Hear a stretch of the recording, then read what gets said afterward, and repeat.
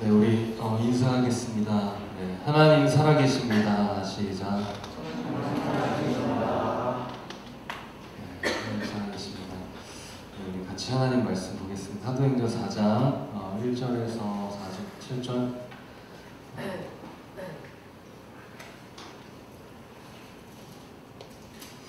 4장 1절에서 4절까지의 말씀. 4장 1절에서 4절까지 말씀 함께 한 절씩 교독하고 우리 마지막 절 합독하겠습니다. 사도들이 백성에게 말할 때 제사장들과 성전 맡은 자와 사두개인들이 이르러 세상에 문자의 구원이 있다고 백성을 가르치고 전함을 싫어하여 그들을 잡음에 날이 이미 저물었으므로 이튿날까지 가두었으나 백성을 듣는 사람 중에 믿는 자가 많으니 남자의 수가 약 5천이나 되었더라. 아멘. 한 번 더 인사하겠습니다. 은혜 뒤에 찾아오는 시험을 조심합시다. 시작.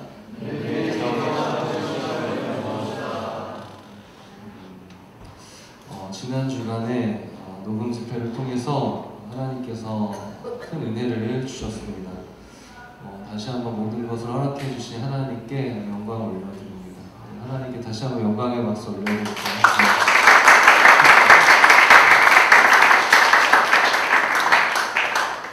그리고 수고하신 모든 한 분 한 분의 섬김과 수고를 통해서 그 귀한 섬김을 하나님께서 받으신 줄을 믿습니다. 우리는 어떤 보상과 기대를 바라지 않습니다. 바울이 고백한 것처럼 바울이 다른 면류관을 기대한 것이 아니라 이런 고백을 했어요. 성도들 자체가 나의 기쁨이고 자랑이고 면류관이다, 이런 이야기를 했거든요. 그런 것처럼 주님을 위한 우리의 섬김과 사역, 봉사 그 자체가 우리에게 기쁨이 되고 보상이 되는 것임을 기억합니다. 우리가 녹음 집회를 2달 가까이 이렇게 준비하면서 너무 큰 은혜를 주시게 했는데 이게 우리가 정말 하나님 앞에 우리들의 중심과 마음을 다해서 드린 것인지 아니면 다른 동기로 나아갔는지 돌아보는 확인하는 방법이 있습니다. 그것은 녹음 집회 이후에 우리의 상태입니다. 하나님께서 주시는 충만한 기쁨과 감사가 여전히 남겨져 있다면 우리의 중심은 하나님께 향해 있었을 것입니다. 그리고 우리가 녹음 집회 때 그렇게 집중하고 하나님을 향해 나아갔던 그 중심, 그 마음이 오늘 이 예배를 드리면서도 그런 마음으로 나아갔다면 우리는 하나님 앞에 진심과 마음과 중심을 다해서 나아갔던 그런 시간이었을 것입니다. 그런데 녹음 집회 이후에 우리 안에 무언가의 공허함이 남았다면, 공허함이 남았다. 무엇을 위한 것인지 한번 돌아봐야 됩니다. 보여지는 어떤 기쁨과 외형 속의 환희, 이거 뒤에 감춰져 있는 우리 자신을 어떤 것들을 만족시키는 어떤 행위가 되었을 수도 있으니까요. 근데 우리들의 마음과 중심이 지속적으로 하나님께 향하길 원합니다. 주님을 향한 시선이 우리가 지속되기를 원합니다. 이제 우리가 두 번째 프로젝트 두 번째 이제 학예 수련회를 준비하며 계속 나아가고 있는데 우리가 남은 시간에도 남은 하반기에도 우리들의 마음이 중심이 온전히 하나님께 향하는 저와 우리 모든 비전의 청년들 되시기를 예수님의 이름으로 축복합니다. 여러분, 오늘날 세계 곳곳에 전쟁이 많이 일어나고 있습니다. 수천 년 동안 전쟁이 없었던 적은 불과 수십 년 정도밖에 안 된다고 합니다. 그러니까 이 세상의 역사는 전쟁의 역사라고도 말할 수 있을 것입니다. 가만히 이렇게 있는데 누가 와서 한 대를 딱 쳐요. 그럼 여러분 어떻게 반응할 거예요? 난 똑같이 한 대 친다. 난 2대 친다. 3대? 난 예수 그리스도의 십자가를 생각하면 참는다. 반대편을 돌려댄다. 앞쪽이 좀 많이 나오네요. 그래요. 근데 상대 누군가 나를 딱 한 대 쳤을 때, 근데 내가 악한 마음으로 한 대 치는 순간 뭐가요? 싸움이 일어나죠. 나라와 나라가 되면 그게 뭐예요? 전쟁이 되는 겁니다. 전쟁. 사실 어떻게 보면 이런 차원에서 우리가 생각을 해보면 우리는 사실 이제 영적인 전쟁 속에 있다라고 생각을 할 수가 있어요. 사실 하나님의 나라가 우리 개개인에게 다 임하였어요. 그리고 우리가 있는 곳마다 이제 하나님의 나라가 세워지는 것이기 때문에 그래서 우리에게 이 영적인 전쟁이 계속 일어나고 있어요. 제 이것은 어떤 한 나라가 있어요. 한 나라가 있는데 다른 나라가 그 나라를 침범합니다. 근데 사실 이 침범하는 이 나라는 사실 이 나라의 본래 주인이 아니었던 거예요. 근데 사실 본래의 주인이 다시 이 나라를 차지하고자 그 나라에 들어갑니다. 그러니까 어떻게 해요? 이 나라의 백성과 이 나라의 백성, 주인의 백성 사이에 이 충돌이 일어나는 거. 이건 어쩌면 당연한 것입니다. 자연스러운 것이에요. 예수 그리스도를 통해서 감추어졌던 하나님의 나라, 원래 우리가 하나님의 나라에 있었던 존재들이잖아요. 불순종으로 인해 이제 다 이게 빼앗겼지만 이제 하나님의 나라가 이 세상에 예수 그리스도를 통해서 나타나게 된 거예요. 그러니까 예수 그리스도의 이 생명의 복음이 전해지는 곳에 어떻게 하나님의 나라가 점점 이제 확장이 되는 거예요.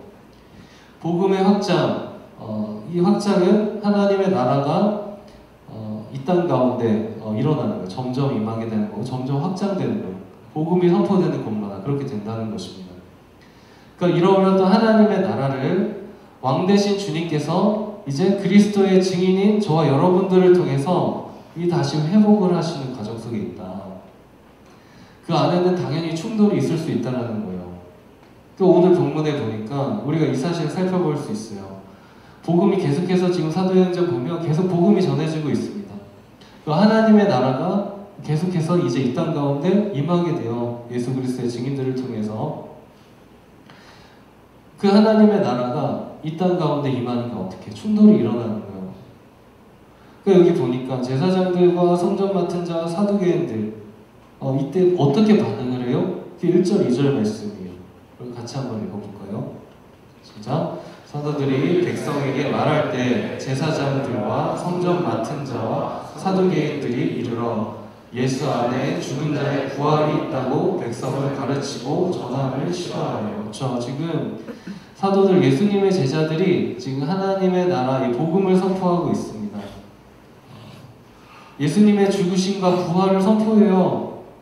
근데 여기 유대 지도자들이 싫어하였다 이렇게 싫어했다. 영어 성경의 언어에도 화나다, 디스털, 불안해하다, 다른 번역 보면 격분하다, 붕괴하다 이런 단어로 사용이 되었습니다. 격분하고 분노하고 지금 이런 모습을 그릴 수 있어요. 한 10년 전 뉴스인데 뉴스의 썸네일 제목이 여자친구가 헤어지자라는 말에 격분하여 차로 여자친구를 들이받아. 굉장히 충격적이어서 영상을 딱 봤어요.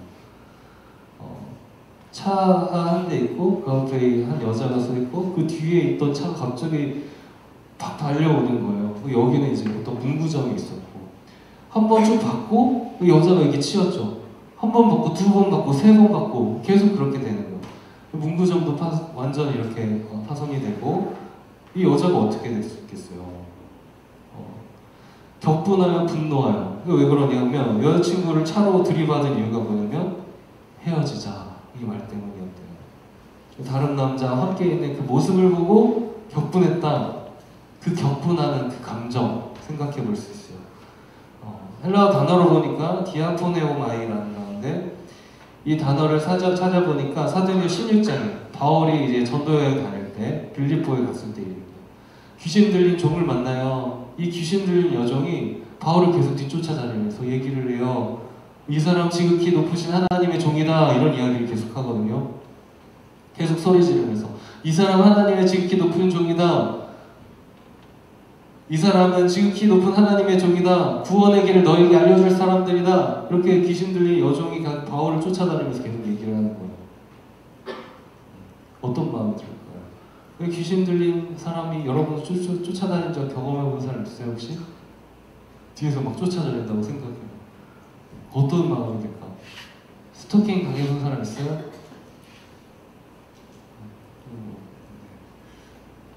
계속 막 따라다니면서 그 귀신 들리는 사람의 이상한 표정과 그 목소리를 생각해봐요. 그러면서 계속 막 쫓아다니는 거야. 쫓아다녀요. 괴롭겠죠. 그때 바울이 성경에 그렇게 심히 괴로워하였다. 그리고 그 귀신을 쫓아내버렸다라고 이렇게 기록하고 있거든요. 사도행전 16장 18절 말씀이에요. 이게 바로 이같이 여러 날을 하는지라 계속 귀신 쫓아다니는 바울이 심히 괴로워하여 돌이켜 괴로워하였다 이 단어거든요. 그래서 예수 그리스도의 이름으로 귀신아 나가라 해서 이제 귀신을 쫓아냈었다. 이때 사용된 단어예요. 디아포네오마이 싫어함, 싫어함, 괴로움, 불안, 경노 이 단어가 같은 단어입니다. 그러니까 유대 지도자들이 베드로를 통해서 예수 그리스도의 십자가의 복음이 선포되자 그것을 보고 괴로워했어. 싫어했어요. 그 마음에 디아포네이마이 했다. 마음에 괴로웠다. 불안했다. 분노했다. 경노했다. 하나님의 복음이 선포되는데 마음에 기쁨이 아니라 경노, 불안. 기쁜 소식이 어떻게 해요? 기쁜 소식으로 들리는 게 아니라 안 좋은 소식으로 들리는 거예요. 복음이 복음으로 들리지 않고 싫은 소리로 들리는 겁니다. 만약 우리의 눈과 귀가 좋은 것을 보는데 좋은 게 싫은 걸로 보인다면 어떻게 될까요? 그것보다 더 슬픈 일이 어디 있겠어요? 복음이 복음으로 들리지 않는 거예요. 사랑이 사랑으로 들리지가 않아요. 여러분들 우리가 복음을 복음으로 들을 수 있다는 거, 예수 그리스도를 믿을 수 있다는 거, 이게 정말 큰 은혜라는 사실입니다. 복음을 복음으로 들을 수 있는 눈과 귀를 허락해 주신 하나님께 감사합니다. 그렇다면 이 자들 안에는 왜 이런 마음이 들었을까? 복음을 똑같이 전했는데 어떤 사람들은 구원을 받고 어떤 사람은 지금 마음이 격분하고 이들의 눈에는 뭔가 지금 가려져 있는 것이 있었어요. 복음을 가로막고 있는 것이 있었어요. 그걸 한마디로 이제 우상이라고 말할 수 있어요. 우상의 특징이 뭐예요? 우상. 우리가 생각해서 일반적인 우상하면 어떤 우상의 형태의 뭐 돌이나 아니면 금으로 만든 우상을 생각해 본다면 눈도 있고 코도 있고 입도 있어요. 볼 수 있어요? 그 우상이? 들을 수 있어요? 냄새 맡을 수 있어요? 그게? 근데 그 우상을 인간이 만들고 그거 사실 경배하는 거예요. 그러니까 우리는 무엇을 보느냐에 따라 그렇게 똑같이 되거든요. 그 우상을 우리가 그래 우상에 가둬지면 어떻게 돼요? 그 우상처럼 눈은 있는데 귀는 있는데 코는 있는데 제 기능을 할 수가 없어요. 거기에 눈이 완전 가려진다는 거예요. 눈이 있어도 보지 못하고 귀가 있어도 듣지 못하는 상태가 된다. 이들의 우상은 뭐였을까? 자신들의 자리가 아니었을까? 우상이에요, 우상. 그것이 생명의 복음을 듣지 못하게 하는 우상이었다는 것입니다. 수많은 사람들이 이 생명의 복음을 듣고 막 회심하고 돌아오고 그분이 누구냐, 예수님 누구냐 막 이렇게 관심을 막 계속 갖고 하니까 본인들은 유대인 지도자들인데 우리 자리가 지금 어떻게 되는 거 아닌가. 마음에 불안함과 두려움이 들었고 그것을 하는 사람들에 대한 분노와 격한 감정 그게 들었던 것입니다. 그러니까 그들에게는 생명의 복음이 선포됐지만 생명의 복음이 들리는 게 아니라 자신들이 갇혀있는 우상으로 인해서 자신들의 마음에 찾아오는 감정들 그런 것들이 들렸다.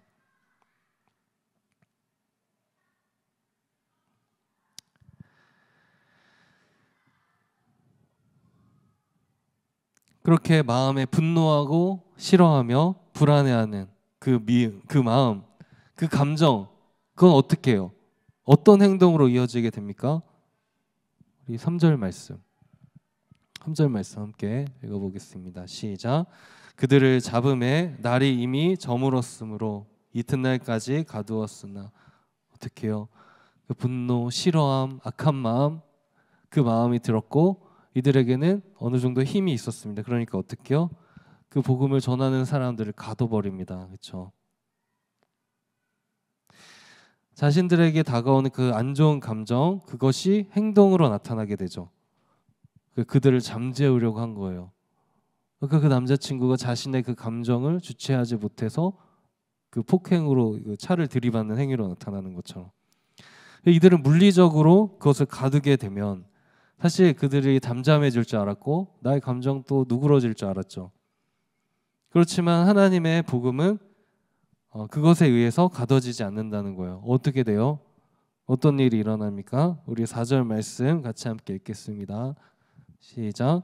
말씀을 들은 사람 중에 믿는 자가 많으니 남자의 수가 약 5천이나 되었더라. 아멘.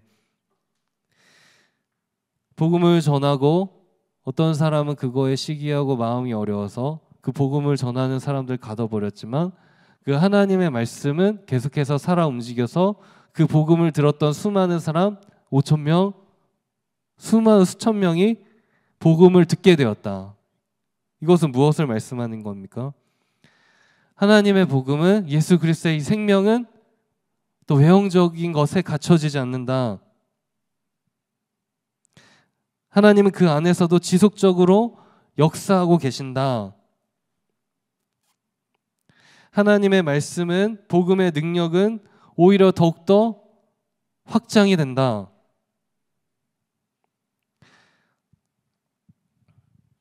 초대교회 많은 사람들이 핍박을 당했죠. 황제들은 그것을 어떻게 했어요? 다 사자의 밥이 되게 하고 십자가에 불에 태우기도 하고. 근데 오히려 그 생명은 지금까지 전해지게 된 겁니다. 싫어함, 불안, 경노, 악한 그 감정으로 나타난 복음의 메신저를 향한 핍박과 박해, 힘에 의한 가둠을 넘어선 하나님의 능력을 볼 수 있다는 거예요. 그러니까 여러분들, 하나님의 일은 갇히지 않아요. 하나님의 능력은 갇히지 않습니다. 인간의 최고 권력자가 할 수 있는 게 뭐예요? 지금 당장 나에게 주어진 힘을 사용해서 억압하고 가두는 정도인 겁니다. 이제 한 패러디 영상을 봤어요. 너덜트였나? 재헌절을 기념해서 나왔던 영상인 것 같아요. 어떤 재판장이 죄수들을 이렇게 한 사람씩 나와서 이제 선고를 해요. 근데 이 재판장이 자신의 어떤 감정에 따라서 판결을 어떻게 보면 뭐 어떻게 보느냐에 따라 다를 수 있는데, 이제 딱 써요. 이 사람은 어떤 걸 잘못했다. 이렇게 검사가 이렇게 고소를 하면, 이렇게 얘기를 하면, 그래, 너는 이렇게 하면 안 돼. 너는 징역 127년 땅땅땅 끝. 너는 왜 이렇게 태도가 불량해? 안 되겠어, 너 10년 추가. 이렇게 막 얘기를 해요. 그럴 수 있죠. 뭐 어떤 사람이 잘했다 잘못했다는 걸 떠나서 그 이 세상의 어떤 권세자가 할 수 있는 가장 큰 힘은 뭐예요? 사람을 어떤 공간이나 어떤 물리적 힘에 의해서 할 수 있는 것들이다. 그런데 하나님의 복음은 그런 것에 갇혀지지 않는다. 잠잠해질 줄 알았어요. 잠잠해지지가 않아요. 그렇지만 오히려 하나님의 복음은 그것을 뛰어서 역사한다라는 거예요. 근데 여러분들, 이 말씀, 여러분들 안에는 이 복음의 능력이 경험되어지고 있습니까? 우리 주변으로부터 오는 여러 가지 우리들의 마음을 경록케 하는, 우리들의 마음을 사로잡는,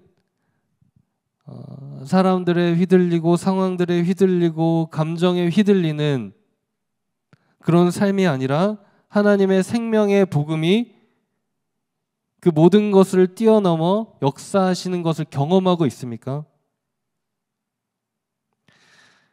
우리 예수님의 이 복음은, 생명의 복음은 어떤 다른 것들에 의해서 갇혀지거나 좌우되지 않습니다. 우리가 이 땅에서 그리스도인으로 살아갈 때 우리를 에워싸고 있는 비성경적이고 비복음적인 것들로부터 우리는 에워싸임을 당하지 않는 거예요. 그것을 뛰어넘는 거예요. 그 다윗이 그런 고백하죠. 천만인이 둘러싸도 난 두려워하지 않겠습니다. 그 안에 진정한 생명이 있기 때문에. 바울이 사방으로 우겨쌈을 당하여도 낙심하지 않는다. 그 안에 진정한 복음, 생명이 있기 때문에. 그 길을 사실 비록 우리가 혼자 가는 것처럼 느낄지 모르겠지만 우리는 그 길을 가는 거예요. 진리는 좁은 길이에요.